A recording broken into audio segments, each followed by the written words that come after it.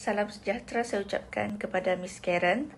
Kami dari kumpulan 15 telah memilih Sarawak Craft Council sebagai pilihan organisasi seni kami untuk tugasan ini. Saya mulakan dengan latar belakang SCC. SCC ditubuhkan untuk mempromosikan kraft tangan tempatan dan untuk memelihara kraft tangan tradisional negeri kita. Ia juga memberi peluang kepada komuniti luar bandar, terutamanya penduduk asal untuk mendapatkan pendapatan tambahan selain daripada pertanian. SCC juga berperanan dalam menyelaras pelbagai agensi kerajaan yang terlibat dalam pembangunan kraft tangan di Sarawak. Dan dengan misi untuk memajukan industri kraft dan menyokong sektor pelancongan, Sarawak Craft Council memang berperanan penting dalam melindungi warisan budaya serta membantu ekonomi komuniti luar bandar. Dan berikut merupakan antara jenis kraft yang dijual, termasuklah tenunan, anyaman, ukiran kayu, tembikar dan manik. Seterusnya beralih kepada sumbangan organisasi Sarawak Craft Council kepada industri kreatif. Sumbangan yang pertama ialah menjalankan pembangunan dan promosi produk craft. Sarawak Craft Council membantu artisan tempatan menghasilkan produk craft yang berkualiti dan sesuai dengan permintaan pasaran. Ini termasuk memelihara seni tradisional seperti tenunan puak kumbu, anyaman rotan, dan craft berasaskan manik. Seterusnya ialah penganjuran pameran dan platform pasaran. Seperti yang kita tahu, Sarawak Craft Council ini kerap memberi peluang kepada craft tempatan untuk mendapatkan perhatian di peringkat nasional dan antarabangsa. Dan yang terakhir ialah latihan industri. Sarawak Craft Council menyediakan program latihan bagi artisan untuk meningkatkan teknologi mereka serta memperkenalkan teknologi moden dan menyesuaikan diri dengan tren semasa. Sekian dari saya, terima kasih. Seterusnya saya akan membentangkan tentang kepelbagaian, personaliti dan nilai dalam organisasi. Kepelbagaian dalam organisasi merujuk kepada keunikan individu dari segi nilai, personaliti, budaya dan ciri-ciri lain. Dalam Sarawak, kepelbagaian budaya ditampilkan melalui Craft Council yang mempamerkan warisan budaya berbagai etnik. Personaliti memainkan peranan penting dalam tingkah laku dan kepimpinan organisasi.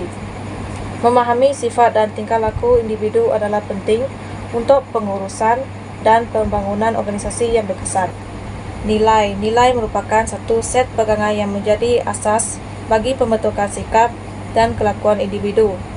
Ia memberikan kriteria bagi menentukan baik dan buruk yang diingini dan tidak diingini. Nilai seseorang dipengaruhi oleh budaya dan agama. Seterusnya, kepentingan kepelbagaian dalam organisasi. Konsep kepelbagaian dalam organisasi adalah penting untuk mempromosikan atau memperkenalkan pelbagai etnik dalam Sarawak seperti Melayu, Melanau, Iban, Cina dan sebagainya. Pengurusan kepelbagaian ini penting untuk mewujudkan persekitaran kerja yang positif dan inklusif. Personaliti atau tingkah laku yang baik dapat mewujudkan suasana yang positif dalam organisasi dan dapat mengurangkan perselisihan faham antara satu sama lain.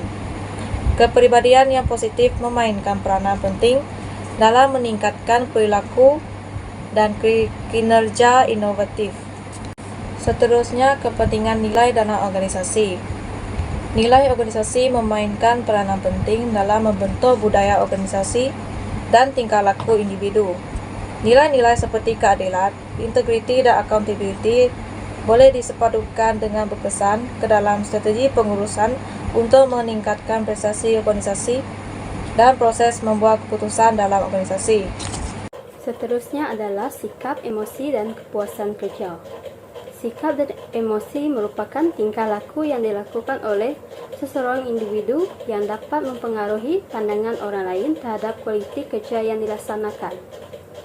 Sikap juga merupakan modal dasar untuk mengatasi berbagai masalah yang dihadapi dalam kerja sehingga diperoleh hasil kerja yang baik dengan suasana yang mendukung. Selain itu, kepuasan kerja juga merupakan keadaan emosional seseorang tentang situasi sekitarnya dan memberikan reaksi senang maupun tidak senang.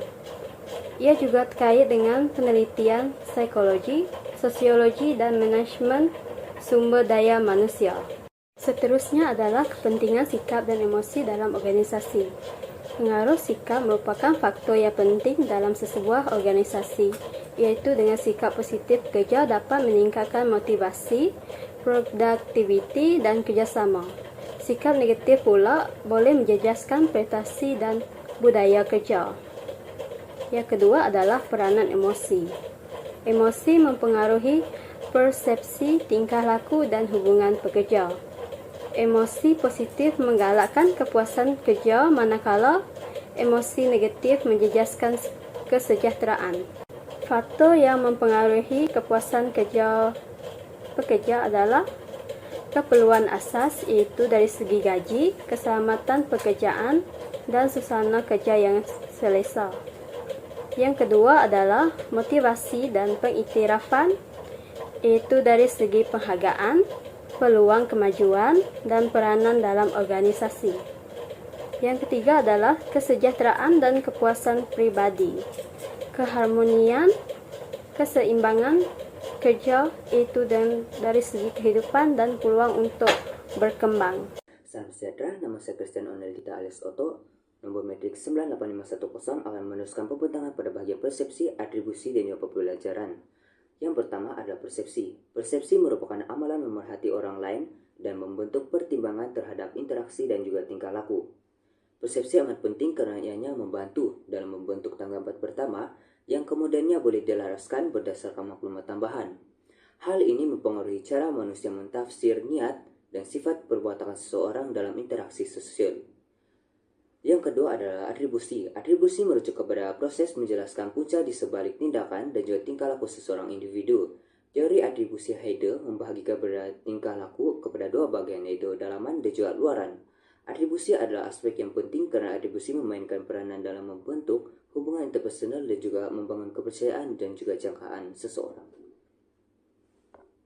Bagian ketiga adalah bagian pembelajaran. Pembelajaran adalah satu proses mendapatkan pengetahuan, kemahiran atau tingkah laku yang melibatkan perubahan melalui pengalaman dan interaksi seseorang individu. Oleh itu, konsep-konsep yang sebentar tadi saya bentangkan ini dapat dilihat pada organisasi Sarawak Craft Council yang bergerak dalam satu organisasi dan memerlukan interaksi dan komunikasi antara satu sama lain.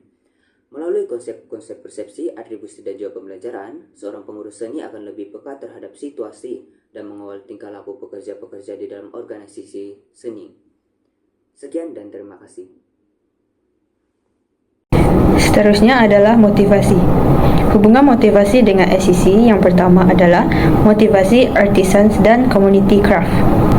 SCC berperanan memberikan dorongan kepada pengrajin tempatan untuk terus menghasilkan craft tradisional. Ia dilakukan dengan pengiktirafan, iaitu memberi penghargaan kepada pengrajin berbakat melalui anugerah atau platform promosi. Selain itu, sokongan ekonomi, iaitu membuka peluang pemasaran dan pelatihan untuk meningkatkan pendapatan mereka. Di samping itu, kebanggaan budaya, iaitu memotivasi pengrajin untuk meneruskan tradisi mereka dengan menekankan kepentingan memelihara warisan budaya. Seterusnya, hubungan motivasi dengan SCC yang kedua adalah dapat memotivasi pekerja dalam SCC. Hal ini kerana pasukan pengurusan dan staf SCC memerlukan motivasi untuk menjalankan tugas mereka dengan efisien. Ia termasuk juga menyediakan suasana kerja yang kondusif. Dan yang ketiga adalah motivasi audiens atau pelanggan. Masyarakat juga memerlukan motivasi daripada SCC untuk mereka menghargai serta membeli produk craft tempatan. Hal ini dapat dilakukan melalui pameran yang menarik. Bagi kepentingan konsep motivasi untuk pengurus seni pula, ia dapat menentukan keutamaan strategik. Seterusnya, dapat meningkatkan keberkesanan program. Dengan memotivasikan pengrajin serta komuniti untuk terlibat dalam aktiviti SCC, pengurus seni dapat memastikan keberkesanan program pembangunan craft dan pelestarian budaya. Akhir sekali, dapat membangunkan hubungan jangka panjang, memotivasikan pengrajin untuk terus menghasilkan craft dan menggalakkan pelanggan untuk menghargai seni tempatan dapat membantu SCC membina hubungan yang kukuh dengan semua pihak yang terlibat. Seterusnya berkaitan dengan ringkasan kepentingan tingkah laku organisasi seni dalam pengurusan seni. Tingkah laku organisasi ini penting dalam pengurusan seni kerana ianya dapat mempengaruhi sama ada individu dan juga kumpulan yang bekerja untuk mencapai matlamat organisasi seni tersebut. Yang pertama ialah membantu membuat keputusan dengan lebih baik. Melalui analisis tingkah laku organisasi dapat membantu dalam memahami iaitu bagaimana keputusan dibuat di dalam kumpulan, iaitu dengan memastikan membuat keputusan yang lebih berlandaskan data dan juga demokratik. Terusnya ialah mewujudkan kepercayaan dan meningkatkan reputasi. Tingkah laku organisasi yang baik dan harmoni dalam pengurusan seni ini merupakan sesuatu yang sangat menarik dan profesionalisme. Kesannya, ia dapat membina kepercayaan di kalangan orang ramai, pekerja, rakan kongsi dan sebagainya. Tambahan juga ia dapat meningkatkan lagi reputasi organisasi di mata masyarakat yang lain. Dengan tingkah laku organisasi dalam pengurusan seni yang ketiga ialah meningkatkan lagi kerjasama dan komunikasi. Tingkah laku organisasi ini sangat membantu dengan memahami bagaimana seorang individu dan juga kumpulan untuk berinteraksi. Di samping itu juga, yang keempat ialah memupukkan motivasi di kalangan pekerja seni. Mengenal pasti tentang apa yang telah membantu individu untuk berusaha dengan gigih dan juga cepat membuat suatu tugasan yang telah ditetapkan bagi mencapai matlamat organisasi. Lagi sekali, yang kelima ialah mengatasi masalah perselisihan faham. Dalam bidang seni, selalu berlaku perselisihan kefahaman antara satu sama lain, iaitu kerana pendapat kreatif yang berbeza. Oleh itu, dalam pengetahuan tingkah laku organisasi dapat membantu untuk mengenal pasti punca dan juga langkah untuk mengatasi masalah tersebut. Sekian, terima kasih.